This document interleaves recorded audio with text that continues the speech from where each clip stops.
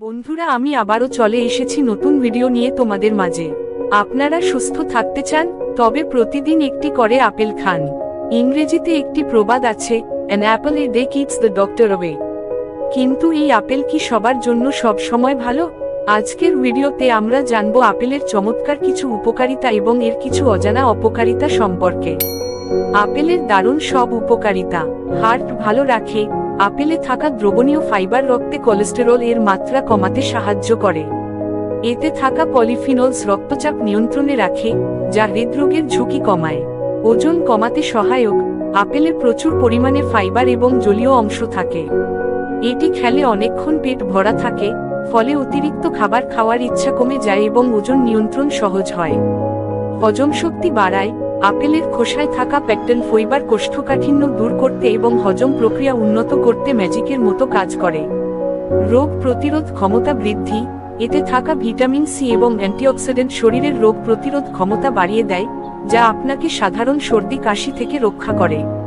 উজ্জ্বল ত্বক ও দাঁত।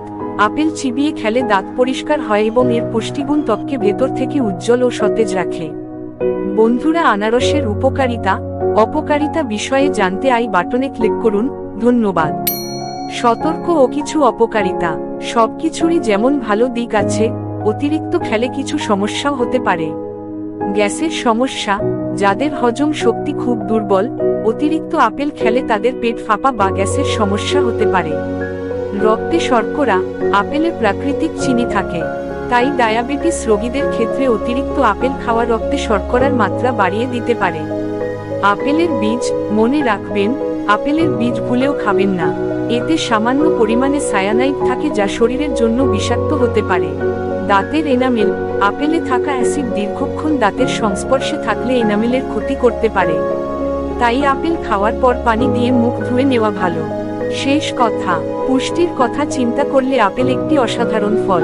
তবে মনে রাখবেন, যে কোনো কিছুই পরিমিত পরিমাণে খাওয়া স্বাস্থ্যের জন্য ভালো। দিনে একটি বা দুটি আপেল আপনার সুস্বাস্থ্যের জন্য যথেষ্ট। ভিডিওটি ভালো লাগলে লাইক দিন এবং প্রিয়জনদের সাথে শেয়ার করুন। স্বাস্থ্য বিষয়ক আরও টিপস পেতে আমাদের সাথেই থাকুন। ধন্যবাদ।